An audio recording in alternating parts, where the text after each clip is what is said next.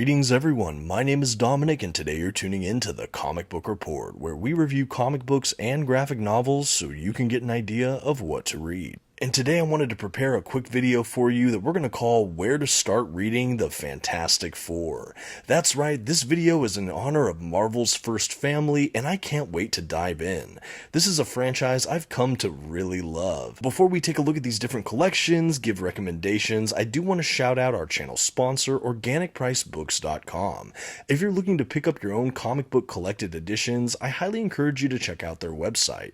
You can find a link for it in this video's description, and if you see anything there you like, you can even use my discount code at checkout, TheComicBookReport, to save $2 off of your order. Please note if you use my affiliate link or code to make a purchase, I will earn a small commission, but it's a fantastic way to support the channel. Thank you so much for considering. Now let's get started with this Fantastic Four video.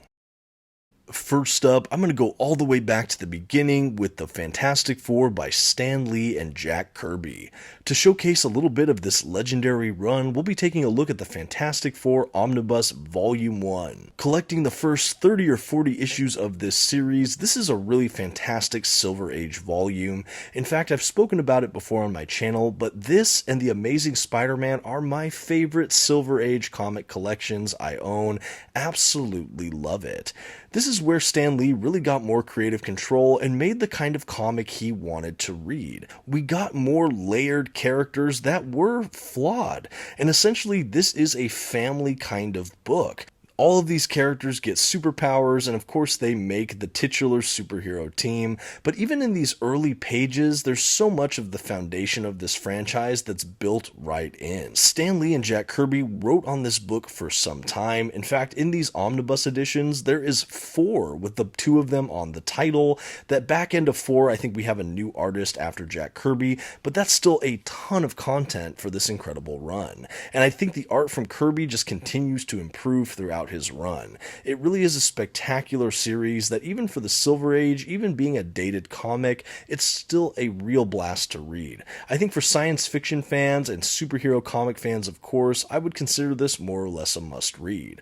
I believe at the time of this recording, this omnibus is currently out of print, but sometimes you can find it reprinted, or you can find epic collections that come back into print that collect these issues. There are other formats, or you can find it digitally, of course, as well, but this is really not one to miss. This is a foundational Fantastic Four run. When I think about where to read Fantastic Four, especially if you're someone who likes to read more than just modern books, there is no better place for me than all the way back at the beginning here with Stan and Jack. An absolutely incredible run. Highly recommend Fantastic Four Omnibus Volume 1.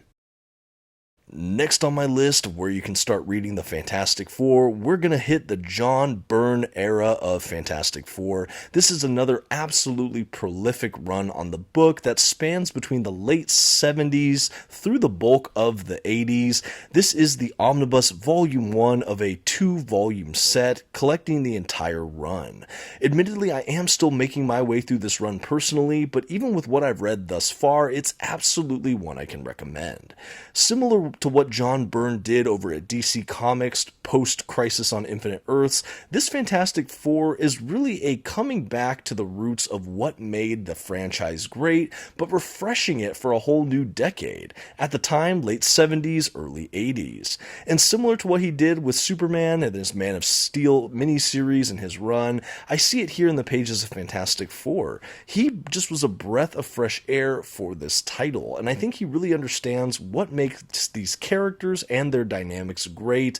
He really gets the essence of what Stan Lee and Jack Kirby were kind of instilling in this franchise, and like I said, he just modernizes it just a tad for the late 70s through the 80s.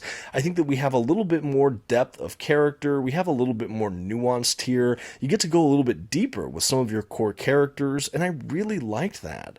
We had some ongoing storylines too that were more than just a single issue in length, and overall the art throughout these collections is absolutely gorgeous. I think if you really want to understand what the Fantastic Four is, you really got to read Stan Lee or John Byrne's run, because I think that they just understand the soul of these characters, arguably the most. They really hit something just essential and core to what these characters are really about. These comics are also a bit dated by modern audience standards, but I still think that they're a really great place to start. And if you're someone who just cannot abide by Silver Age comics, this is one I would probably recommend, that while it's still a little bit older, you get some earlier comics that are really just essential reading as a Fantastic Four fan. You don't really need to know anything prior to really jump in and enjoy the stories collected here. Next up, we're going for a more modern Fantastic Four run, and my personal favorite Fantastic Four run of all time, Fantastic Four by Jonathan Hickman. And to showcase that, we have the Fantastic Four by Jonathan Hickman Omnibus Volume 1. This is another 2-volume set that includes the entire run by Hickman, but this is a great place to start as a new reader, especially if you are more of a modern comics fan. These issues are already maybe a decade or so old, but honestly, they still feel very timely, interesting, modern, and I just loved it. I was so immersed in this run. It got me absolutely hooked as a Hickman fan, but it really just revitalized my interest in this franchise as a whole. After I devoured the Hickman run, I went all over the place to read as much Fantastic Four as I could, because this run just made me love these characters all the more. I will say this is really more about the epically scoped storyline than maybe the individual character dynamics. I would say this run also favors characters like the Human Torch, Johnny Storm, and Mr. Fantastic, Reed Richards. All the members of Fantastic Four get a fair amount of play, but I feel like those two in particular are spotlighted throughout his run. I really love the storytelling here, though. If you get both volumes, you do get an epic scale storyline that just really works. They go deep into hard science fiction tropes. We get some cool intergalactic stuff going on, a lot of great superheroics, but it feels a little more adult too. There's something mature about it that I feel like he doesn't try to play it safe or talk down to his audience. You almost have to really get on your tiptoes to see into what's going on. I really like it. I think this is a run that will absolutely benefit from a reread, and ultimately I just have never been more interested in the Fantastic Four than when I was reading the pages of Hickman's Fantastic Four. I do think it's great for new readers. It fills you in on everything you really need to know, and it takes you on its own adventure. Highly recommend it. And hey, if you're watching this video and you've yet to subscribe to the channel, I would just like to invite you to do so. I'm always doing videos like this, other comic book top 10 lists, comic book reviews, unboxings, and more. Thank you for considering. Now let's keep the list going.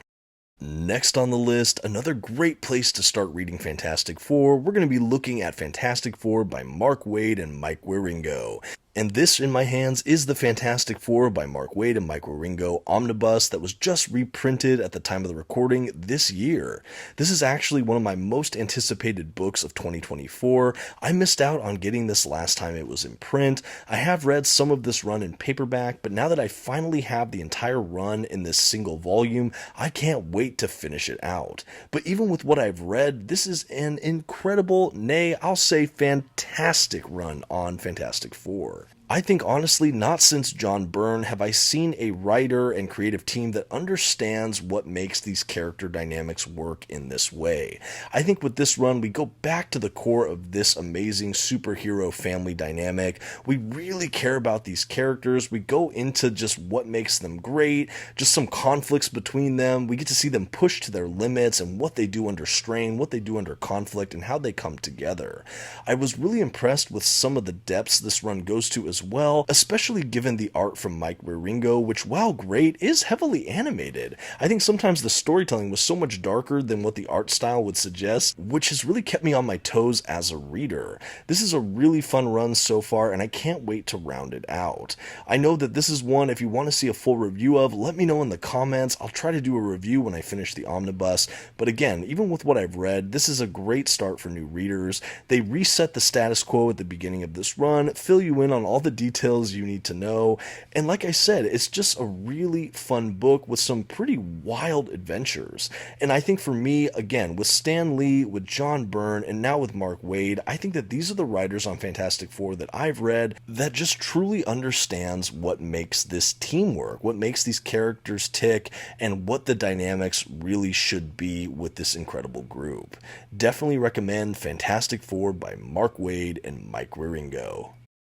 Next up, we have the biggest underdog Fantastic Four run in my opinion. That's right, we're talking about Fantastic Four by Matt Fraction. And this is the omnibus that contains the entire run of not only Fantastic Four, but FF, a kind of sister series that was going on at the same time. These books can absolutely be read together, and in fact, we alternate throughout this entire omnibus. And for those that maybe don't know, FF stands for Future Foundation, which is kind of an organization and school that the Fantastic Four set up in the pages of the Hickman run, though I don't think you need to read that to enjoy this book as a standalone. You should know that both the Fantastic Four and FF at this time were written by Matt Fraction, but the art for most of Fantastic Four during this time was Mark Bagley, and the artist for FF was Mike Allred.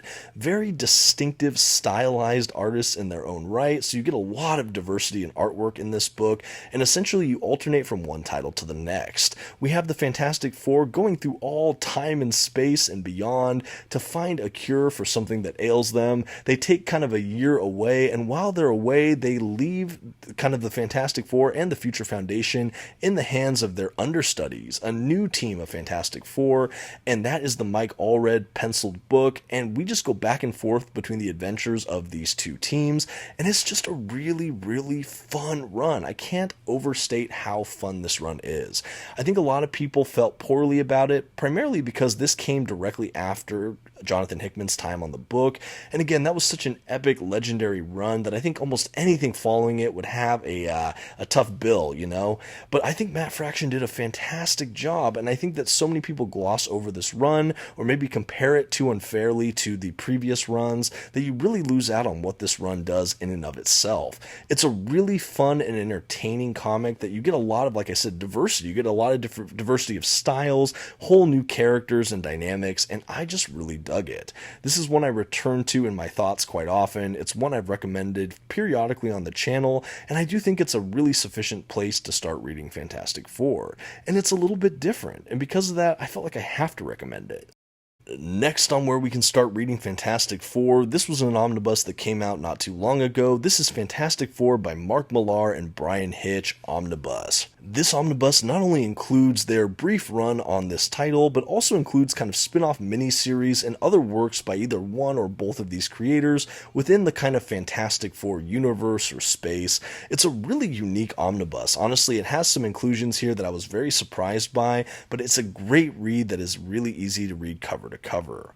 Why I like this book and why I think it's a good recommendation for new readers, if you don't want to read some of the big high-profile runs that everyone is talking about, this is one that's just off the beaten path but still has a lot of value.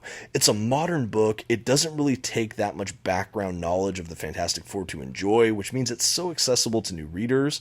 And instead of having one master grand scale storyline, we have a couple, maybe 4 or 5 pretty big storylines, and yes, sometimes they bleed into one another, but overall they feel like self-contained, smaller but still thoroughly entertaining works. And I really like that. Not every comic book run needs to have some master storytelling payout. Sometimes it's great to just have a couple of shorter stories that just work so well. I think the character voices all sound absolutely true to who these characters are. The illustration here we have from Bryan Hitch is gorgeous, absolutely jaw-dropping. I read the first few issues of this run years and years ago at the start of my comic book journey, but I hadn't thought about this run for some time until the omnibus was announced. When I finally was able to read it and review it sometime last year, I was blown away by how great this collection was, and I was really surprised to see so many reviews for it online being kind of mixed or sometimes poor. I frankly don't understand it because I think this run is great, it's accessible to new readers as I mentioned earlier, and the art throughout it, it's just amazing. I think a lot of these stories have a blockbuster cinematic kind of quality, and I think that that is something I see a lot with works of Bryan Hitch. But again, this is just a really great book. I think for modern comic fans in particular, this is not one to miss out on, and I think too many people are sleeping on this run. So much fun, and yeah, it's another one that's just straight up fantastic. And the last 2 entries on my list here, we have first the Fantastic Four 1, 2, 3, 4 by Grant Morrison. These last 2 entries, instead of being these big creator runs or omnibus editions. These are smaller self-contained collections for people that want to start reading Fantastic Four, but maybe just want to sample something. They don't want to have a huge investment. They want a smaller collection. Well, here you go. Fantastic Four 1, 2, 3, 4 is one of my favorite Fantastic Four storylines, a wonderful and cerebral, trippy, self-contained story by the great Grant Morrison. I really, really like this book. This was actually one of the earliest Fantastic Four books I ever read and owned. I think I read some of the Stan Lee, Jack Kirby stuff before this, but this might have been, I think, the second Fantastic Four book I ever read, which is wild to think about. This is during the Marvel Knights era of Marvel Comics, which was geared more towards mature audiences, a bit more graphic or interesting. There's nothing too explicit here in my mind, though, and we have the illustrations of the great Jay Lee. Really, really beautiful stuff throughout this. This is honestly some of the best ways I've ever seen the Fantastic Four adapted visually. I just think it's just engaging, engrossing. It's hard to look away. I mean, just even how it's paneled, everything just pops right out of the page.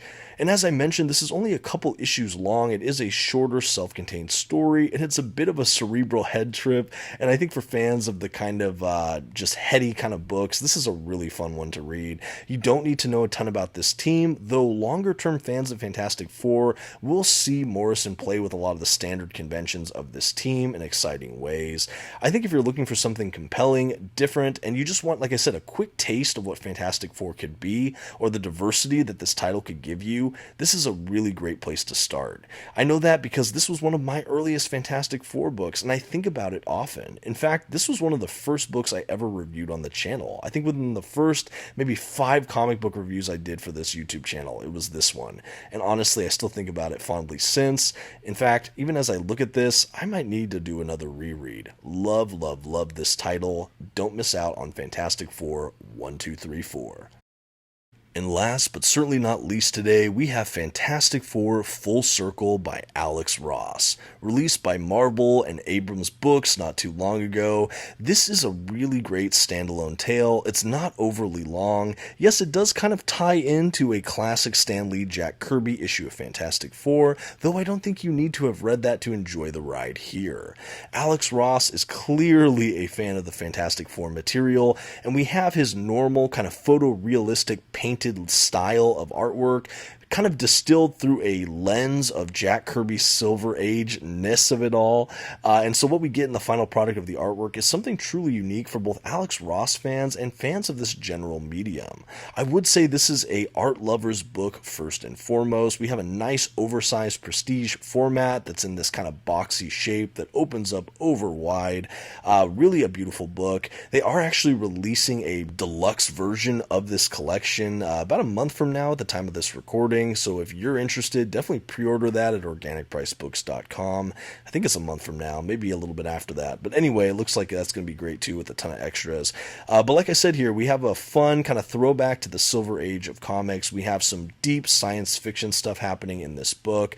We get a little bit of character development, but like I said, first and foremost, this is an art lover's book.